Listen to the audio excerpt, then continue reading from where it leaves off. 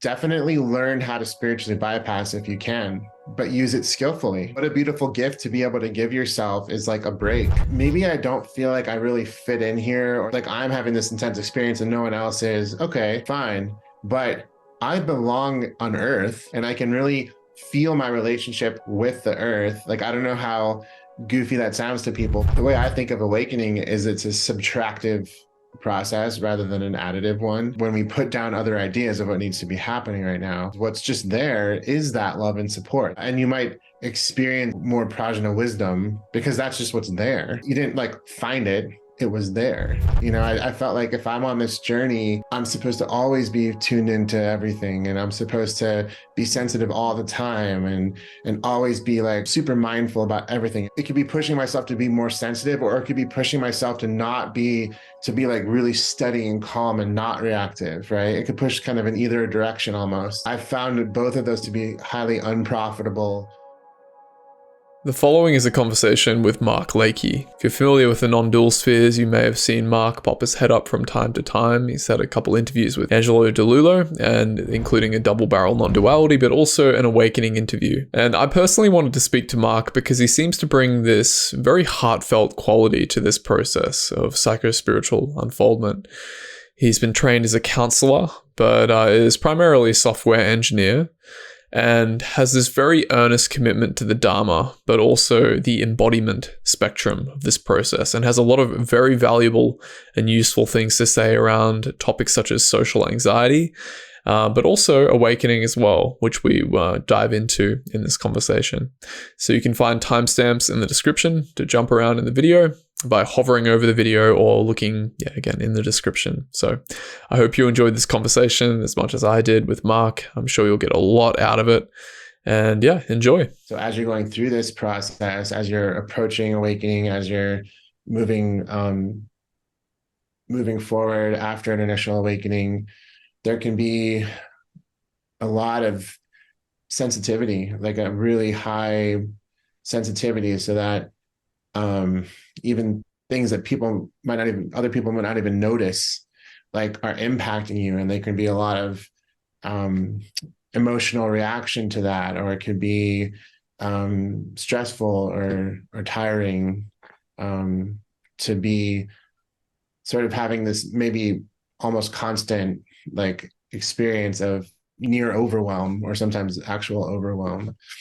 And just for gearing this sort of theme of vulnerability toward people listening, I think the more relative challenges of, people working jobs and going out into the workplace and being met with like this incredible degree of sensitivity that it just deepens, right? I wonder, so what's your experience like with that? And if you could just also, what are you doing with work at the moment? Are you a counselor or?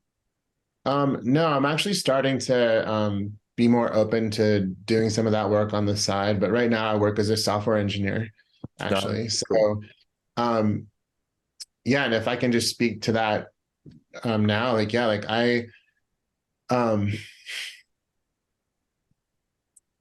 I think that our ideas about what it means to be sort of an evolved person, a mature person, and especially like a spiritually evolved person, are always, I think, there's always a risk that they are making life more difficult by setting like up these sort of ideal standards for how things are supposed to go, or what we're supposed to be doing. So when I'm at work, I do frequently kind of drop in a little bit and kind of notice things at a level that's kind of not the vibe of the moment, right? Yeah. But I don't feel like I'm supposed to be doing that. No. I also don't feel like I'm supposed to not be doing that, right? So if it happens, it happens. But I don't feel like I'm supposed to. And I think like that for a long time I did. I felt like if I'm on this journey, I'm supposed to always be tuned into everything, and I'm supposed to be sensitive all the time and always be like super mindful about everything and noticing. I mean, but that it just in my world that doesn't work at all. Right. And so for me, it's much more like it could be pushing myself to be more sensitive, or it could be pushing myself to not be to be like really steady and calm and not reactive, right? It could push kind of in either direction almost. And I've found both of those to be highly unprofitable, you know, ideas to push on myself. And so for Yeah. me, like the theme for me, I think, is relaxation, so there's like, and that's really just how I found to love myself, or it's like the default way I found to love myself is to relax and to just allow what's happening to happen without any kind of ideas about how it's supposed to be going. Beautifully said, man. That just opens me up to, yeah, that's so well put. Yeah, it's I think early on in the spiritual path we learn concepts and ways of relating of like, you should speak with and very like legitimate grounds for them as well. For instance, like sila or something like that in Buddhism, like right speech and these sorts of things, and a certain way that you should really exercise to show up, which I don't know. Like I feel there's validity in them and you can take it, but when it becomes part of your egoic spiritual complex of the way you need to be relating to the world, it just becomes another identity. It feels like if you're in a social situation and you're like, oh, am I practicing sila, or this this YouTube video person said to show up like this, or which is fair, but whatever's needed in the moment, which comes from like I found it's coming from more of like a softening in and an accepting, and then there's like a natural intelligence that emerges from that, it seems.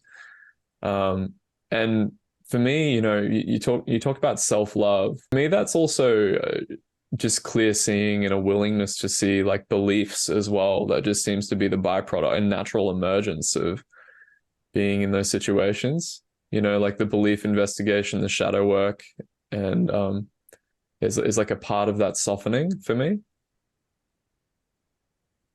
Yeah, no, I think that they do, like, that you do soften as you let go of beliefs, Yeah, for sure. exactly.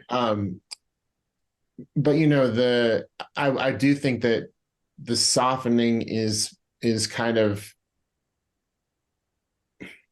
that the self-love I'm talking about has to include something that is kind of like a softening, right? Because it's like it's an acceptance of who you are and how you are in the moment, right? And that's a very receptive, soft kind of stance, right? But Yeah. I think interesting is that I also find there's a lot of like yin and yang to life, and starting from that place of softness and acceptance could actually lead you to, in certain moments, being much more assertive or energetic, or even act in ways that might seem kind of selfish or self-serving, because you are the one who is most responsible for taking care of yourself. You know, um, even if you have other people even if you're blessed to have wonderful people around you, it's my understanding, my take is that it's still mostly up to you to take care of yourself. And yeah, of course, have boundaries and limits. Like, you don't want to take care of yourself at the great expense of other people. But there's nothing wrong with doing things that you think will make yourself feel good, you Mm. know? Yeah, that's a big theme for me that's sort of emerged too, in the direction that I'm sort of taking my channel lately, is that appreciation. Because I think there was a tendency to want to transcend and go beyond somehow, and like somehow just I don't know, like neglect the capacity to feel better. But I noticed, if I was being honest, that if until I was able to look after myself more thoroughly by giving space to certain emotions, giving space to do very authentic holding of space for myself, then it was very challenging to show up for people, as a support worker, being so empty of energy and so contracted. Um, sure, there was like non-dual relating to experience of just being, just feeling, like in the felt, only the felt, resting as beingness. But the and this is a insight. I spoke with Chris Command. Are you familiar with Chris as well? A little bit. I actually watched a good portion of your video with her. Yeah. Awesome, yeah, and she's noticed the same thing, right? The like TRE and people energetically regulating. It's coming from a very deep drive, a Vipassana background. It's like it's quite important to actually energetically regulate, right? Yeah. Oh yeah. Yeah. And like, the more you support yourself, the more capacity you have for these deeper investigations. Mm. Yeah. When the dust isn't kicked up in full throttle the whole time in the day, and you're. Yeah, it reminds me of that talk that we were referencing earlier by Adyashanti, his retirement talk, Yeah, yeah. and the huge significance for him of taking medication, or I think he also made like some kind of lifestyle change that Mm. greatly eased a lot of the nervous system problems he was having, and how that led to you know even for him like more awakenings, further depth. Yeah. And I'm sure if it's true for someone who's already so practiced, that it's probably even sort of more obviously needed for the rest of us. Yeah, for sure. I think I wonder, right? Because I think for a lot of people who hear that, who are really serious and like earnestly serious about waking up, and right, probably, rightfully intuiting that there's this sense of there's something really profound there. But even hearing that Adyashanti, somebody who's like incredibly practiced, like teacher for 27 years, and who is like, needing to energetically regulate, I think there's like sort of like this stonewalling effect that can, and I've noticed it subtly in my experience, which is why I think I can recognize it, is like when somebody comes out, a teacher who's very vulnerable that you're sort of following to cling to, you're sort of subtly attaching yourself to this outcome of complete bliss and liberation through these very profound pointers, and they are profound, but I think we sort of like can latch on to like push Adyashanti away now in a sense. There's like this subtle pushing away of like, okay, he doesn't have the sentinel teachings. Then if he's feeling that, then I'm going to go to the next teacher and sort of cling to this next pointer, Right. and that's going to be the thing that's going to give me the eternal bliss. But it begs the question of what even is eternal bliss? Like what are we trying to do, right? It's not very often we ask these questions, I think, when like because it feels like it's somewhat dualistic maybe, or like not really in congruence with what this is all about maybe. um Yeah, well, I mean, I think like in the Buddhist tradition, like eternal bliss is explicitly not the goal. mm, um I don't have you ever heard of the six realms? no, no, actually. It's a whole thing in the I think it comes from the Buddhist psychology texts, but Mm, it's very much elaborated in these sutras. But the idea is that there's these different realms of being. So there's the human realm that most of us are in now. Um, but there's also these other realms that are sort of higher, in the sense that they're more powerful, they're more pleasurable, but they're actually not the most conducive realm, so to speak, for awakening. Because if you are a so-called, I think sometimes they're called giants, is like the next one, where you're just very, very powerful in the world. I mean, you have everything you want. I just think of like really wealthy people, like the 1%, like why would they stop to consider and question their lifestyle when it's awesome? At least in every surface way, it looks awesome. And so if you don't inquire more deeply, you probably won't ever, realize the something deeper. yeah. And then there's even like the God realm, and that's where you're like just blissed all the time, blissed out all the time. And there have been famous teachers who spent a lot of time, in states like that. Mhm. Um, and there's you can certainly argue there's a kind of benefit to that. Um, but I don't know, for me, like it's not very appealing.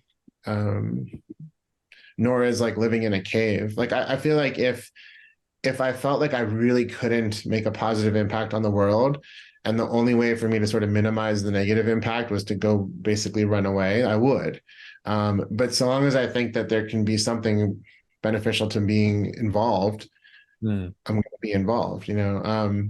Yeah. But anyhow, yeah, like even, you know, teachers aside, I think that teachings generally don't, there's probably some teachings that do imply that that is like this high state that is very desirable, you know, but I think the more advanced Buddhist teachings tend to say like that's not really the point.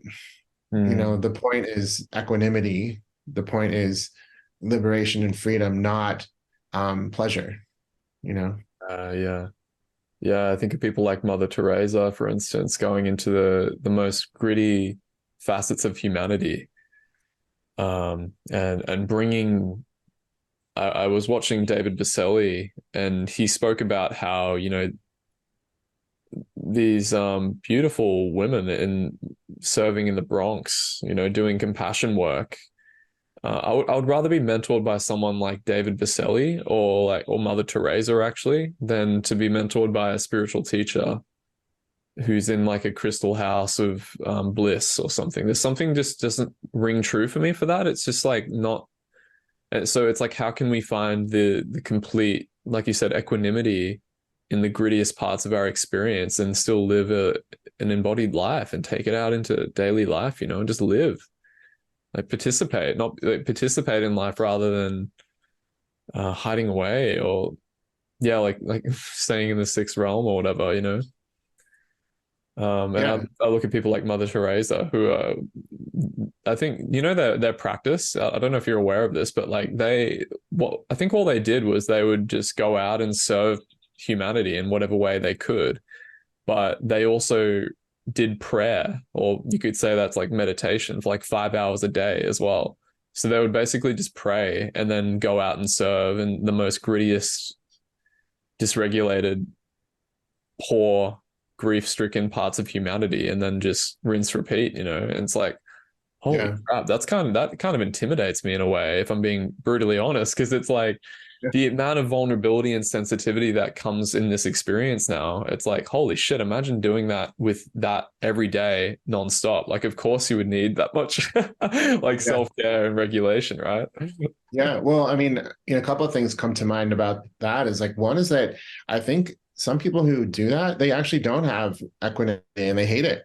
And I seem to remember Yeah. that like Mother Teresa actually at times talked about how much she didn't believe in God and you know all these kinds of things. Like Wow. she wasn't like a she wasn't a blissful person from what I understand.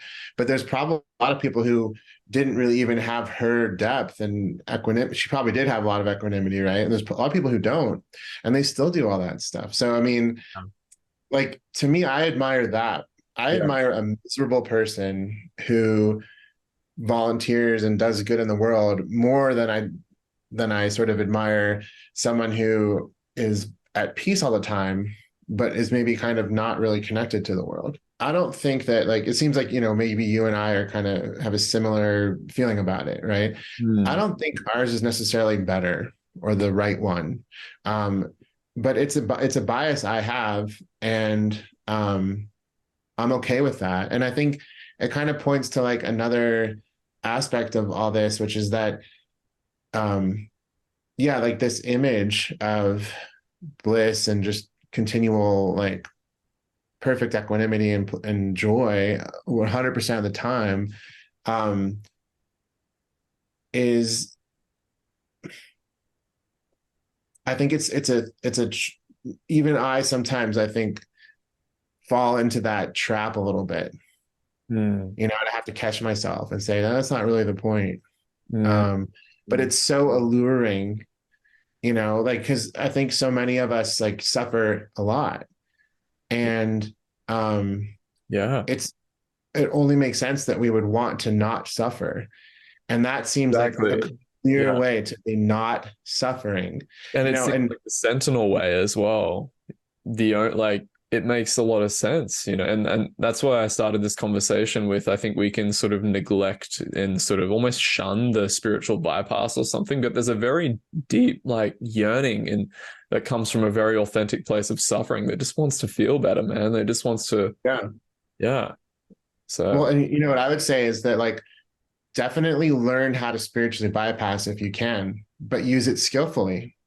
mm, Because what a beautiful gift to be able to give yourself is like a break from suffering, right? right. But 'Cause don't before, live there. yeah, yeah, yeah, I mean, if you want to try to live there, again, like go ahead. There's not I don't particularly personally value that all that much, but mm, I mean, people do that in many different ways anyway. So, you know, go for it. But I think that on the one hand, that's not the ideal I look to, but also I don't look to the opposite, which would be almost maybe kind of like a ascetic kind of vibe, you know, like yeah, I don't, I'm not like really a deeply Buddhist, but I pretty much jive with it, you know, and I think the Buddhists talk about the middle way. yeah, So yeah, enjoy your life and like benefit others.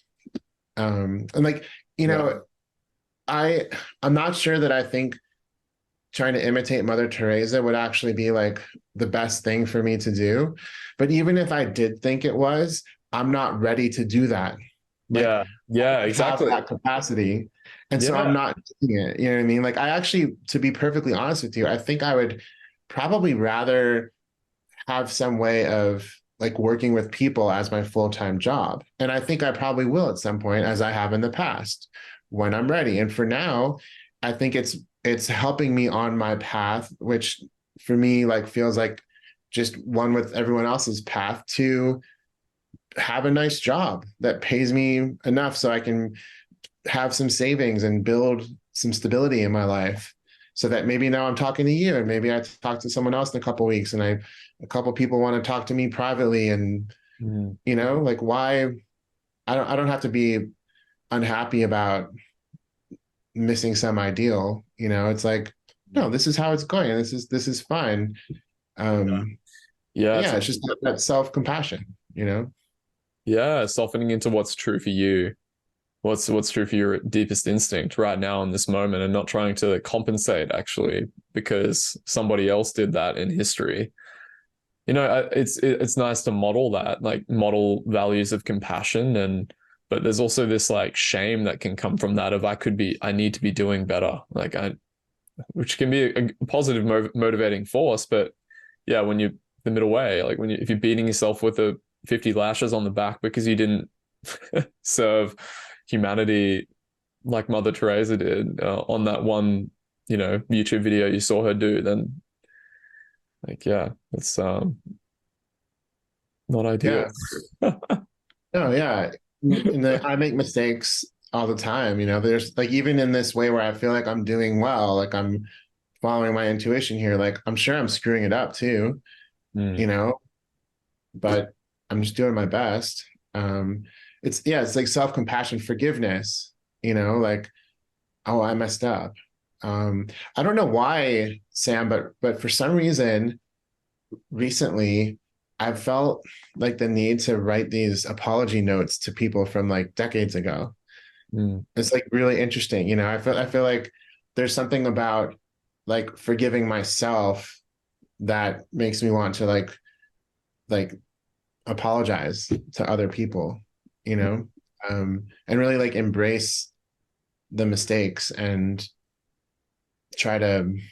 I don't know if you heard of this phrase of like harm and repair. You know, like sometimes you can repair to a state that's actually better to before the harm. You know, because like mm. there's like a bonding that happens like through the repair process, you know. And I think that kind of to our point here, like that happens with yourself a lot too, Mm. you know.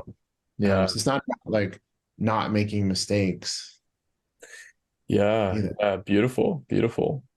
I've noticed that with me as well. Yeah, with as I go in and heal the parts of myself energetically and just feel into deep beliefs and woundings, it brings out a more natural compassion for even people around me, like my family, with my father, with my mother. So it always, yeah, it starts within. Hey, it definitely always starts within. Yeah. Mm, And sometimes people will surprise you too. Like at some point I had to learn the hard way to let go of any notion that my parents would change in a way that I wanted them to. mm, Um, but since my father's passed, my mother has been like showing up a little bit, you know. She's actually been talking about a lot more introspectively, you know. mm. So yeah, there's a way in which like when you're really loving yourself and you're really forgiving yourself, eventually it just spills out and you're kind of like forgiving everyone, you know, even if you don't say it Yeah, to them. yeah, yeah, yeah. It's Yeah. energetic, It right? surprise you. It comes back sometimes, you know? Yeah, yeah, yeah. Yeah, yeah. It's so like that's for me would be the true meaning of maybe something like manifestation is the inner world just seems to reflect, but there's no expectation that it needs to go a certain way as long as we're just softening in, showing up for ourselves, and then it just seems that these natural, spontaneous, compassionate acts just stem from that. Like and who cares what it looks like externally from an outside perspective, but if you can show up with love for these energies in yourself, then yeah, the outward pouring, right? And the Yeah. authentic outward pouring as well, not coming from compensation of yeah, yeah. Yeah. Yeah. And again, to kind of like ping back to this idea that your the awakening process is served by the healing process. Mm, So a couple months ago, I was thinking how I don't want to talk about healing anymore. I think it's all growth, um, which kind of reflects to some extent what we know about how the brain works, mm, where typically there may be some ways in which you can like rewire, but usually what you're doing is you're wiring around. You're like adding complexity and support so that you don't just have that trigger. Like the trigger's still there, but you have like a network that kind of builds around it. yeah. Um, but then I realized that like, you know, healing is fine, like, but that healing is growth, basically. Um, and that growth gives you like the strength and the resource to move forward, to evolve, Mm, you know. So like all this, like it might feel kind of like, I don't know about you or anyone who's listening, but I certainly have felt resistance to the softness at times. And I don't know if that's kind of like a masculine energy thing or whatever, but um it serves the it serves this the harder energies, you know. mm. uh, anyway, that's something that came to mind. Hmm. Resistance to the softness. So what would you mean by that specifically? Yeah, like I think at some point I felt like, well, am I coddling myself? Like, am I wallowing Mm, in this, or do I need to like, do I need to toughen up? You know, do I need to like mm. show up for this and like stay with it? You know, Yeah. and it's like, maybe, yeah, like maybe you do need to do that sometimes, but the more that you can um, provide like a sense of support for yourself, Yeah. which can often be like a soft thing, it kind of fuels like the rigidity that you might need sometimes, you know? Yeah, the showing up for the what's needed. I think Jeff Foster spoke about that in just like the softening in to the vulnerable part actually breeds this authentic thing that then can maybe recruit that more masculine energy if it's needed. Yeah. If you were to like soften so deeply into a feeling of vulnerability, just that holding of space before a job interview. But if you just, you know, soften so deeply that you become a pile of mush that can't even show up into the situation, rather than like, okay, that's there, breathe, go, and then just, still show up. And yeah, I don't know. But yeah, Yeah. I don't know. I feel like that just seems to be available if we if we soften in, and there's just this like almost like a prajna wisdom or something behind that that seems to orchestrate a natural movement to what's needed nonetheless. Yeah. Yeah. I mean, I think I mean, I was thinking a little bit about our conversation, and one sort of idea that came to me, something I wanted to say, like maybe I had a little bit of an agenda here, was like, Yeah, go. Now's your turn. just to emphasize that for the way I think of awakening is it's a subtractive process rather than an additive one. And so like what you're talking about right there is like maybe the softening then allows for the arising of like something strong if needed, right? And well, it's like, what's that about? I think it's because like a lot of times softening is just what naturally arises when we put down other ideas of what needs to be happening right now. Like if we're having a hard time, a lot of times what you need is sort of some kind of love and support. Yeah. And so if you put down other ideas, what's just there is that love and support, that softness, Yeah. And what awakening can do is allow things like that to happen, right? Because you're letting go of beliefs, you're letting go of ideas about how things are supposed to be. Yeah. But it's not so much about like, oh, when I awaken, then I've like added this blissful state to my life or something. I mean, that might happen because that's what's already there, and you're letting go of the things that are blocking it. Yeah. But and you might experience like more prajna wisdom because that's just what's there. Yeah. You didn't like find it; it was there. Yeah. And you also might find a lot of crappy stuff that's there. So it's not about like, oh, you awakened and then that created a bunch of trauma. No, I mean the trauma was there, but it also doesn't mean that you created a bunch of bliss. No, the bliss is already there. Yeah. And so when it comes to like whether it's feminine or masculine or some other polarity, or just like whatever flow you're in, whether we're talking about self-love and compassion or not, like, yeah, it's just about letting go of the unnecessary, and then what's needed will happen. Yeah, it's so simple. Yeah, it's simple to describe, not doesn't mean it's easy to do. When you're thrust into a situation and all of the conditioning comes online and it just feels like you're in an ocean of suffering and there's no way up or down. Yeah, it's very you lonely. make a mistake, and you're gonna forgive, and then you can forgive yourself. You know what I mean?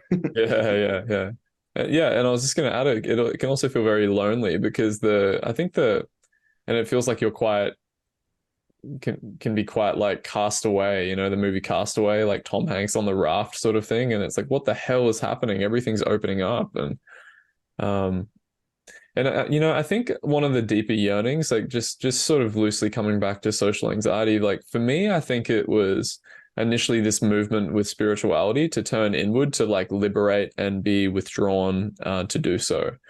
But now there's this I think one of my more authentic yearnings was to be a part of a community, be a part of the collective more.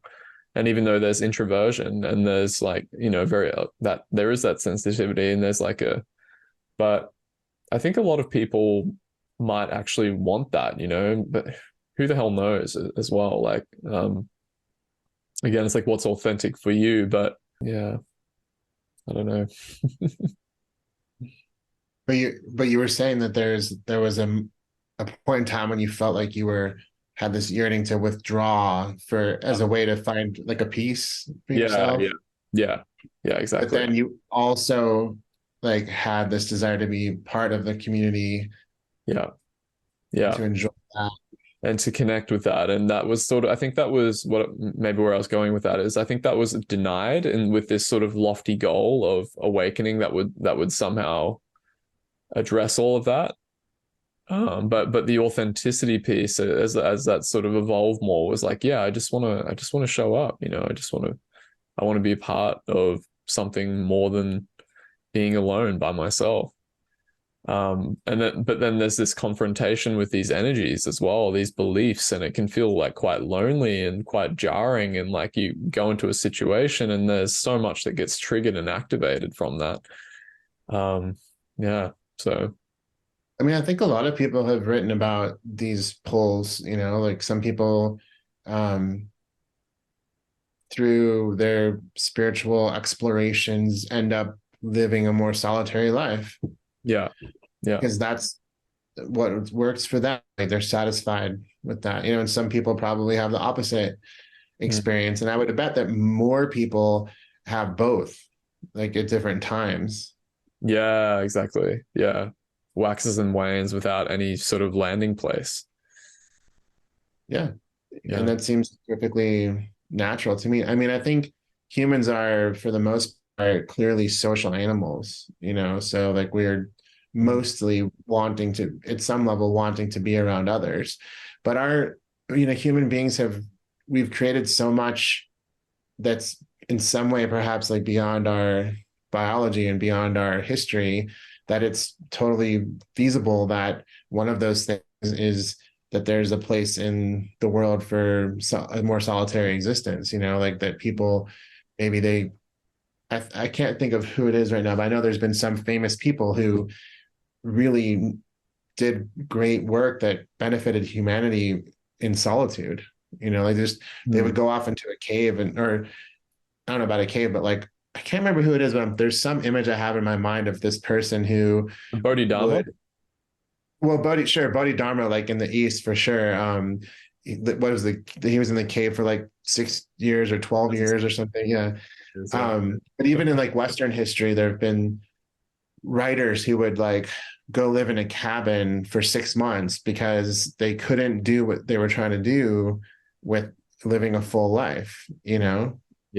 Yeah. But then there's some people that have big families uh, because they're so filled with love, in this like deep spiritual way, and like that they feel so fulfilled by their relationships. So yeah, whatever is, you know, that's a big thing, is learning to follow and learning to trust your intuitive moments and movements. Yeah. The simplicity just keeps sort of coming forward to me as I hear you speak. It's like what is your deepest truth? Not what Yeah. not what Osho says, not what giving our power over to these teachers in subtle ways, or like um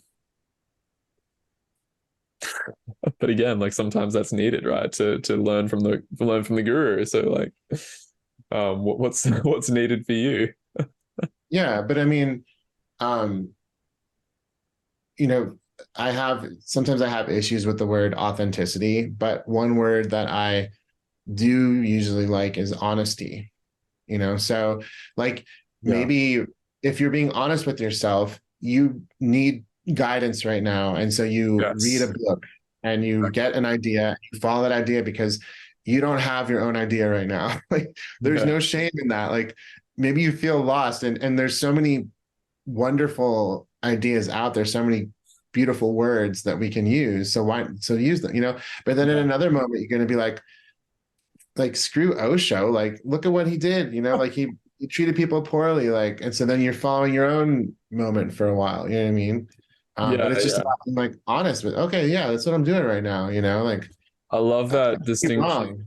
distinguishing between honesty and authenticity. I think I also have a an issue with the word authenticity, and I think you just put help me put my finger on what exactly is of the pulse of what it is because like what even is authenticity? Like you could say I think there's a lot of the way it's used in culture is that like if you're socially anxious and you're putting on a front or something and you're not being what you could be, maybe is like that's unauthentic, which I guess you could use that as a pointer, maybe it's language, but like also honesty would just be like, yeah, that's how I am in that moment, that's just what's happening for me, and that is authentic in and of itself, right? So it creates this sort of subtle demonizing of these energies that can show up in social situations of like maybe even like subtle shame about it. Like if I'm putting on a front and being a people pleaser or something, um, then there's something kind of wrong with me, or there's something wrong about that. But Yeah. the honesty would be like, okay, that's happening. And then maybe, a willingness to look into the beliefs, because sure, it's causing some discord in experience and maybe for others. Yeah. I think there's a lot of, I haven't actually fleshed it out too much, but I think there's a lot of neat ways to work with honesty. Like, for example, you could say, well, if I'm being honest, like, I don't know. Mm. The deepest truth is, I don't know, you know? Um, and then from there you can say, but I also, if I'm being honest, I think this is true and I think that is true, but I can't be 100% certain, you I know? love the Dalai Lama. He's what is he famous for saying? Like, what do I know? I'm just a monk before going into his spiel or something. That's so good. Yeah. And there's this way in which like I don't know, kind of there's a dotted line to like some deep stage realizations there as Mm. well. Like a Yeah. profound sense of not knowing, Well, Josh right? Putnam said pretty well that, it's um I don't know and I don't need to know. That's one of the things that he realizations he came to with Angelo. Is I don't know and I don't need to know. And what a relief. My God. My God, it's such a relief. Having to like put yourself in this tight box of needing to know, hyper masculine sort of, it's exhausting. And it will break down Yeah, eventually well, through grace. yeah, yeah. Well, I think it's because in Western society and maybe all societies by now, it's highly valued to appear to know something, The you one who know? knows. Well, of course, it's validated. Like you get the money for it. Maybe if you're an your intellectual property is sort of put out there and people honor it. They want to buy your product or service. So you're conditioned to know. It's like far out. Um, Maybe the greatest commodity would be a product that puts forward, I don't know. Right. Well, and just to say too, like there's,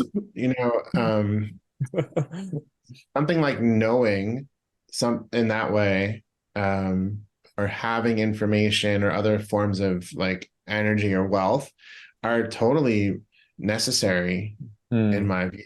Yeah. They're not, you can't really like all the spiritual explorations that we do to some extent rely upon like having like safety, and structure. So like someone actually knew how to build this house and make this computer, Hmm. and I probably wouldn't be able to let go of all that and drop into something deeper if I didn't have all that actually. Yeah, right. There's also like that's another aspect I think of this thing of um, really being in your life is to see the great value in mundane, in the not spiritual, quote unquote, not spiritual stuff that you do every day. It Yeah. doesn't have to just be your self care. It's like, holy crap, like someone built a road. Like, I don't know how to build a road. Hmm. Like Hmm. I couldn't eat if there wasn't a road and someone built it for me, like, wow, that's pretty cool. And that Yeah. guy, like, I know it turns out he's a jerk and he treats people poorly, but he built my road. Like, Yeah. Yeah. Yeah. Yeah. Yeah. Something you're transmitting through, I don't even know if you're intending to, but it's just like it's so paradoxical. It's so exactly like I've been struck so many times by like, holy crap, somebody can make a computer. Somebody wrote this book. Like someone's on their own path in life, and they've just look. It's so amazing. Like the world, like watching tradies on the road and stuff. Like here in Australia, there's like a bit of a stigma. It's like you're a hyper masculine, distorted dude with like a mullet, and but yeah, like holy shit, you just made that like you did some amazing landscaping and made that place look epic, and like the roads and the train lines and just the totality of everything, like yeah, just simplicity and yeah, I think the other word there might be like balancing. Yeah. Yes. Yeah. Not a balance, not like a state of balance, but a constantly balancing field, right? That involves a lot of times things that are kind of like somewhat opposite ends of a polarity, or maybe seem like they almost are in opposition to one another, but Yeah. we need it all. Yeah. And unfortunately, that's what gets the most traction is because people like polarity. People like it's rewarded, right? You know, drama is rewarded, which comes through polarity, which comes through conflicting beliefs. But yeah, but even that's fine. Well, it's not just fine, it's like necessary. Yeah. It's interesting because it's really is like so simple though as well, because it's like the honest showing up from your perspective really seems to cover all bases really. But there's also this piece of relating to people where they're at in the path, and I try to gear it toward that. Maybe like if somebody is waking up, right, and they're still confused and they're still in a phase of looking, like, just where they're at in this moment, is to explore healthier, maybe more skillful means to relate to experience in those challenging times. um I wonder what's been most effective for you personally, if you just sort of drop into that and feel into maybe times in your, I think with, again, relating to people, relating in relation to other, um some of the more challenging times socially, maybe, where it was like, this unfoldment was deepening and there was just that feeling of overwhelm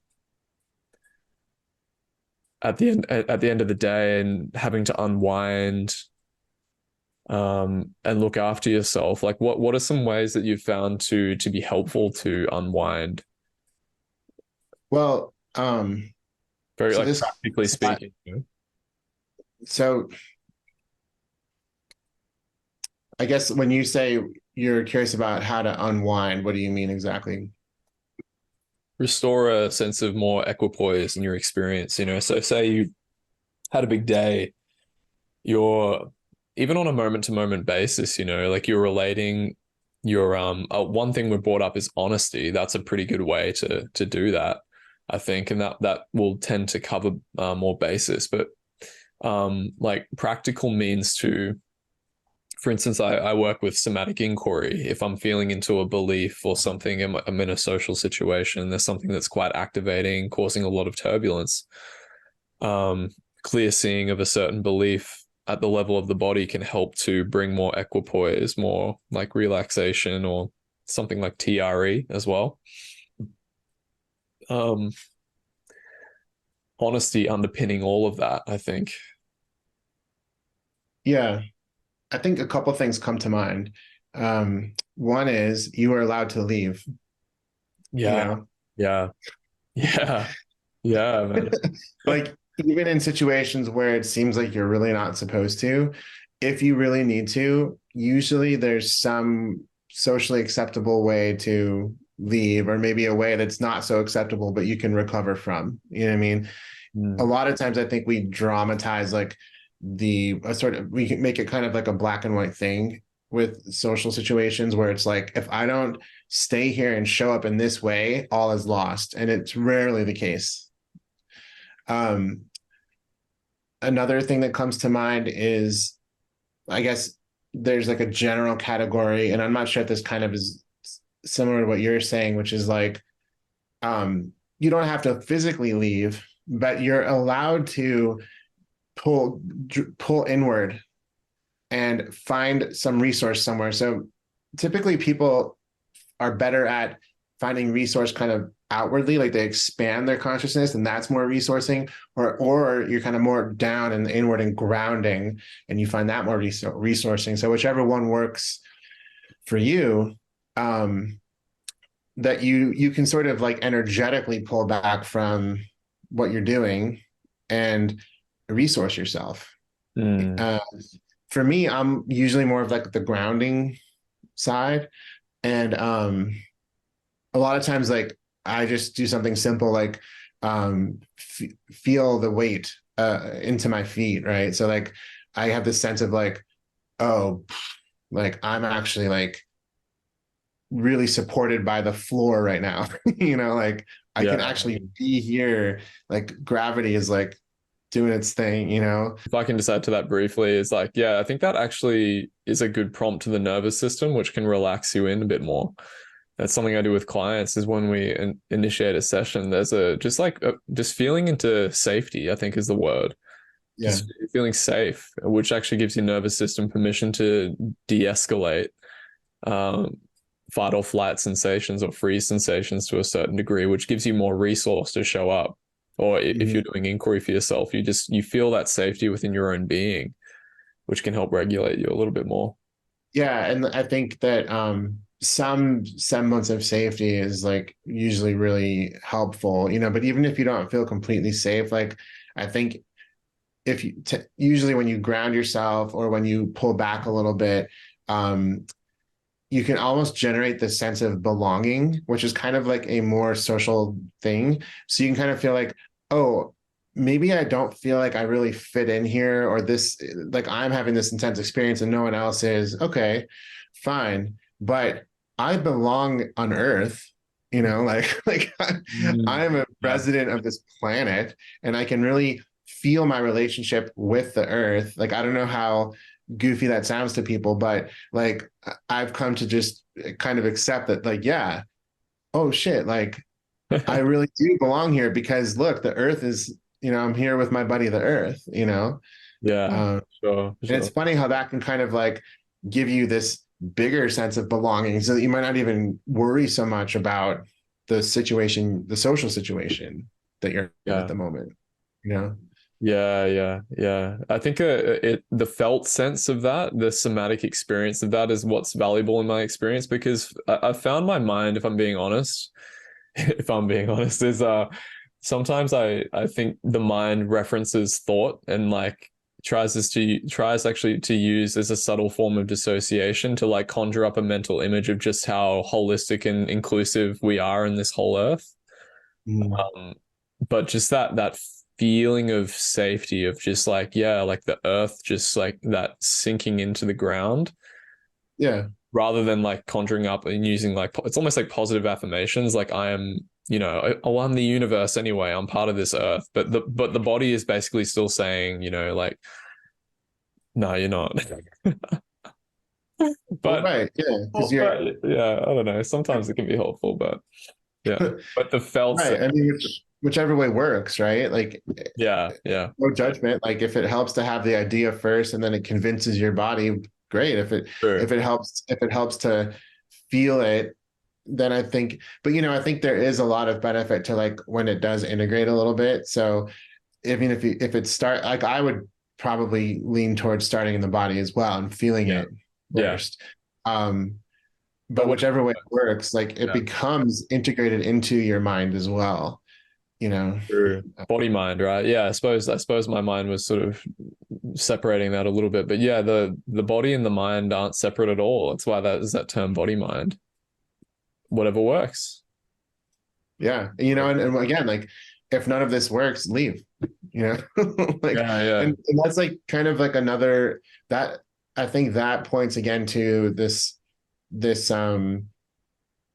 I mean, yeah, like maybe there's two sort of overriding concepts here, like honesty and self-love, I mean, really love in general, but I think it's most appropriate to start with self-love Mm. for many of us.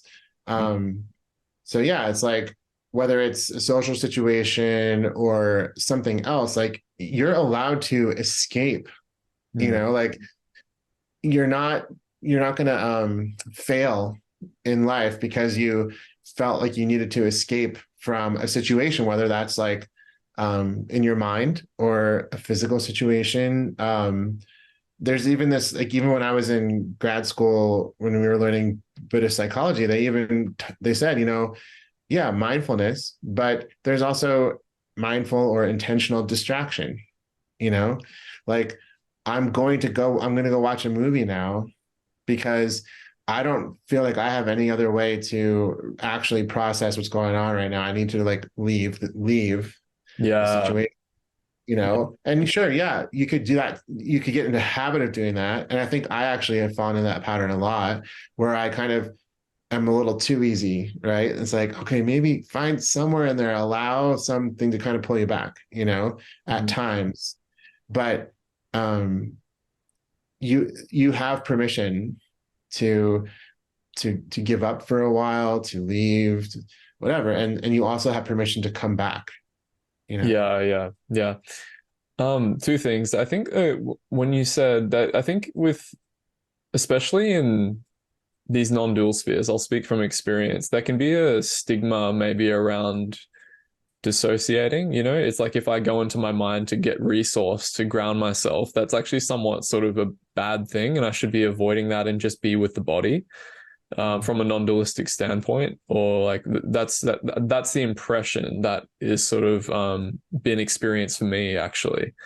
But what you're suggesting is that even going into thought and maybe, you know, quote unquote, going into a, you know, I was going to say la la land, but that again is sort of carries that stigma. But just like a happier grounding place. You know, I think of like, you ever see Happy Gilmore when he goes to his happy place? Yeah, You I know, something, mean, but whatever works and then cue it into the body. I would say that like that generally speaking, a person is the world's foremost expert on themselves. Yeah, yeah, of And course. you know whether you tend to distract too much or whether you tend to push yourself too hard.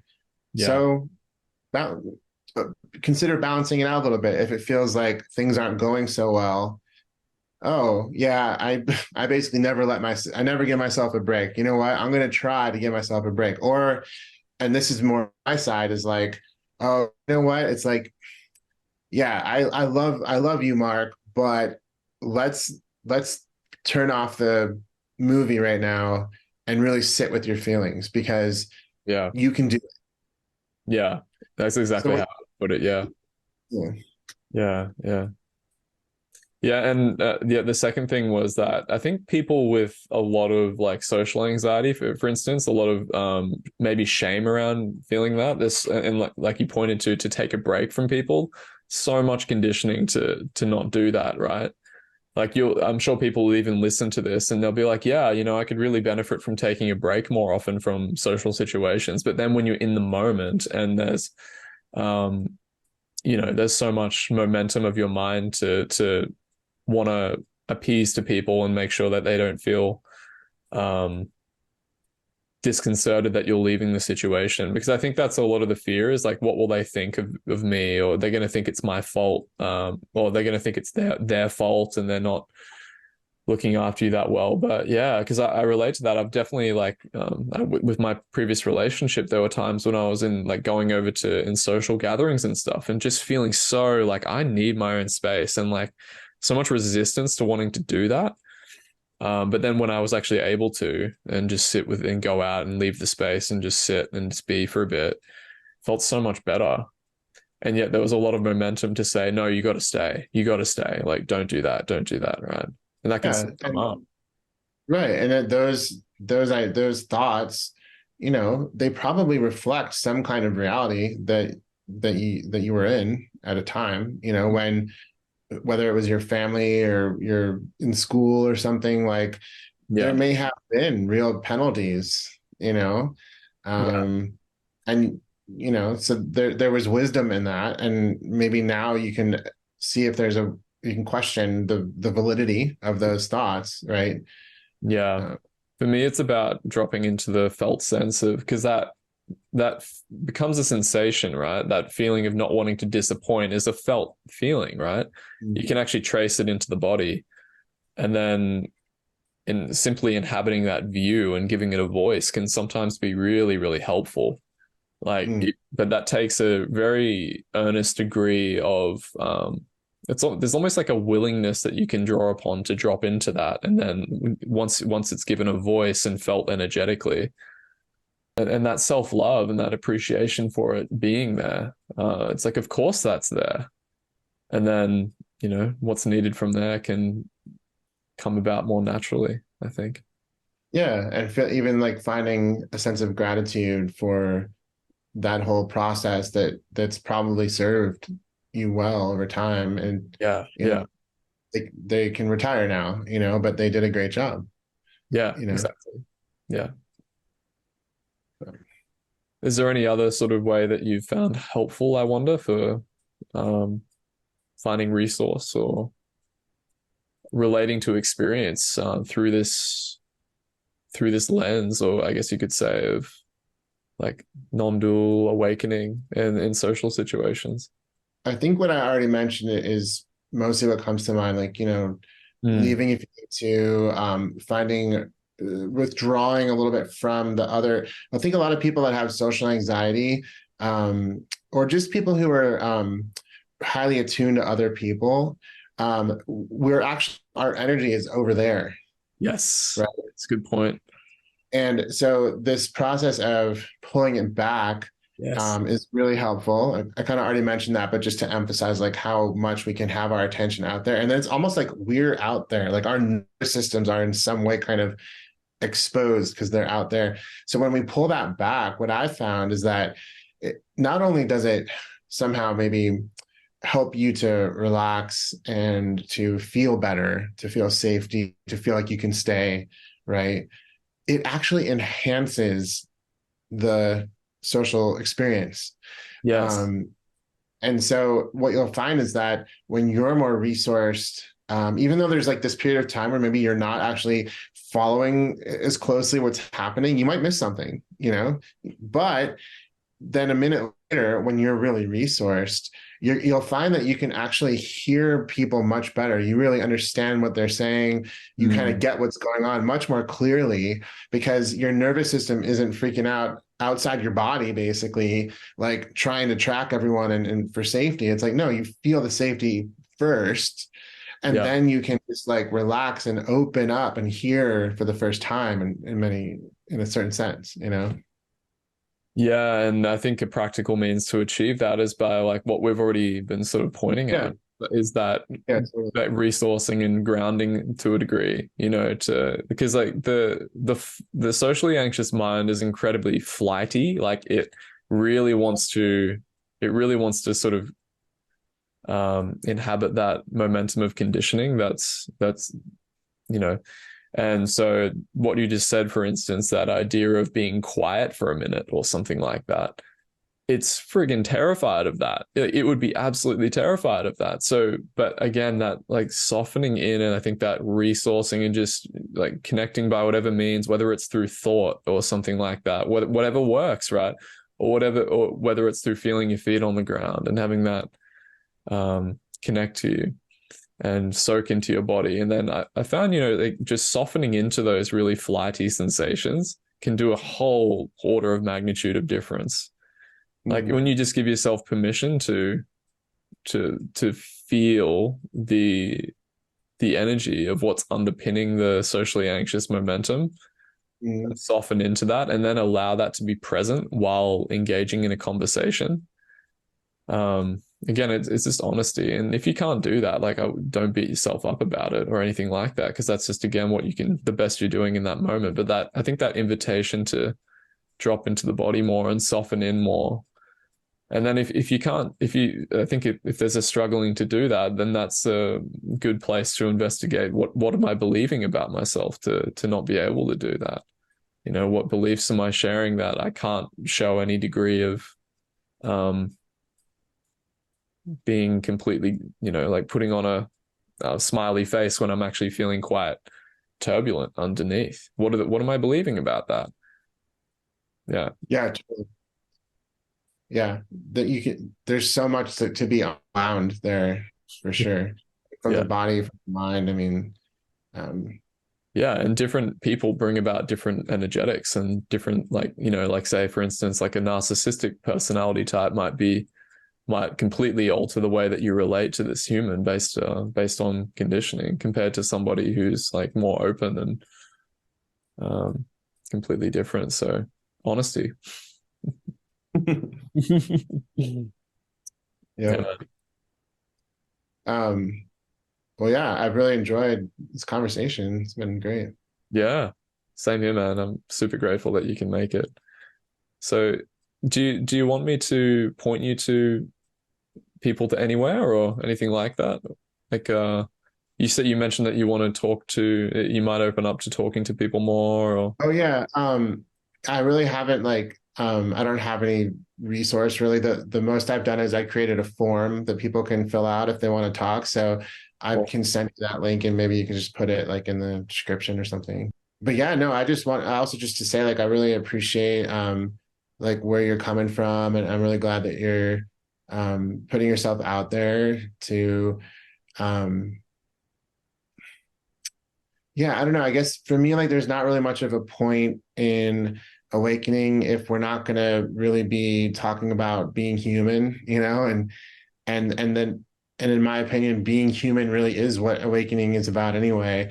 So I hope that there can be more and more discussion of just the realities of being like a piece of flesh here, and that yeah, it actually really serves everyone, I think, to sort of keep our ideals in check a little bit. Like they can be helpful, but it's so easy and the mind is so subtle and getting caught in these some idealistic notions that are actually not really human in a sense. yeah, So yeah, so much gratitude for you and your efforts to have these conversations. yeah. Thanks, man. Of course, and I think just to you, I think you bring such a wonderful like middle way between both, and I just feel it. And like as you've been speaking about it, it's like yeah, of course, like just really honesty, simplicity, and like self compassion just showing up is like it just I don't know, just something you emanate. I think that's something I was attracted to as well. Like you really do just embody that human aspect of this. And I see you as like this enigmatic figure who sort of sneaks in the back. I've seen you on like Violet's shorts and stuff, like at Angelo's retreats, and obviously like the interviews you've had with Angelo. It's oh man, yeah, just super grateful you made some time to yeah have a chat. So Yeah, in touch, of brother. course. Thank Awesome. you. Have a great evening. All right, you too. Have a good day. See you, brother. Bye.